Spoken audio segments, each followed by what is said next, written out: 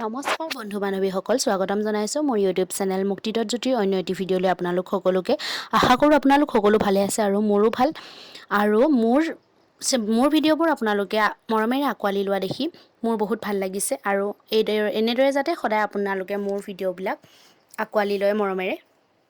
আৰু যিসকলে মোৰ চেনেলটো এতিয়ালৈকে ছাবস্ক্ৰাইব কৰা নাই, প্লিজ ছাবস্ক্ৰাইব কৰি দিব আৰু কাষতে থকা বেল আইকনটো ক্লিক কৰি অল কৰি দিব, যাতে আহিবলগীয়া ভিডিঅ'ৰ ন'টিফিকেশ্যনবোৰ আপোনালোকে পাই থাকে। আৰু আজি মই ভাদ মাহৰ নামঘৰলৈ যাবলৈ ওলাইছোঁ, গতিকে মই ভাবিছোঁ মইনো কিয় অকলে যাওঁ, আপোনালোককো কিছুমান কথা কওঁ। ভাদ মাহৰ কিয় নামঘৰলৈ যাব লাগে, আমি ভাদ মাহত কিয় নামঘৰলৈ যাওঁ।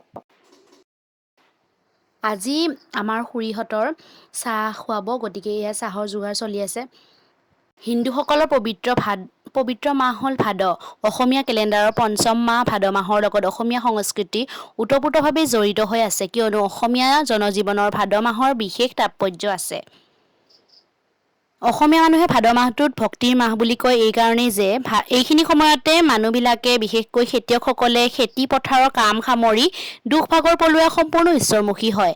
ভাদ মাহৰ প্ৰথম দিনটোৰ পৰাই অসমৰ সত্ৰ নামঘৰ সকলোতে নাম কীৰ্তন ৰজনজনাই থাকে আৰু মহাপুৰুষ দুইজনাৰ সৃষ্টি বৰগীত, কীৰ্তন, নামঘোষা, ভাগৱত, সুললিত সুৰ, তাল, শব্দত শিশু চেমনীয়া বৃদ্ধলৈকে প্ৰতিজনে সকলো দুখ পাহৰি ঈশ্বৰৰ চিন্তাত নিমগ্ন হয়।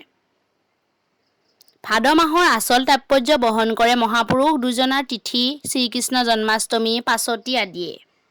ভাদ মাহৰ লগত অসমীয়া সংস্কৃতিৰ বহু লোকবিশ্বাস আৰু লোকাচাৰ জড়িত হৈ আছে। আমি শুনিবলৈ পোৱা মতে ভাদ মাহত পৰিয়ালৰ 3জন জন্ম হ'লে ধনৱান হয়, কিন্তু ভাদ মাহত কোনো লোকৰ মৃত্যু হ'লে পৰিয়ালৰ বাবে অশুভ হয়। ভাদ মাহত কলি গৰু জগিলে সেই গৰু গাখীৰ গৃহস্থই নাখায়, আনকি শুভ কৰ্মতো ব্যৱহাৰ নকৰে, আনকি ঘৰৰ ধন হানি হয় বুলি বিশ্বাস কৰা হয়। ভাদ মাহৰ বিয়া বাৰু নাপাতে, ভাদ মাহৰ কলগছ নুৰুৱে। এই ভাদ মাহত মানুহে সৰিয়হ বটা আৰু ওলকচু খায়।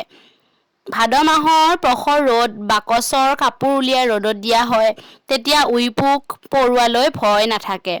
এই মাহত বানপানী হ'লে দেশখনৰ শস্যহানি আৰু জনহানি হয়। মুঠতে ভাদ মাহৰ তাৎপৰ্য অতি গুৰুত্বপূৰ্ণ। স্বমহিমাৰে উন্মাসিত ভাদ মাহৰ অসমীয়াৰ সংস্কৃতিৰ বৰপেৰাত অতি লেখত ল'বলগীয়া মাহ। সেয়েহে ভাদ মাহত আমি হৰি নাম কীৰ্তন কৰি জাতি ধৰ্ম বৰ্ণ নিৰ্বিশেষে একতাৰ দোলেৰে বন্ধাৰ সংকল্প ল'ব লাগিব।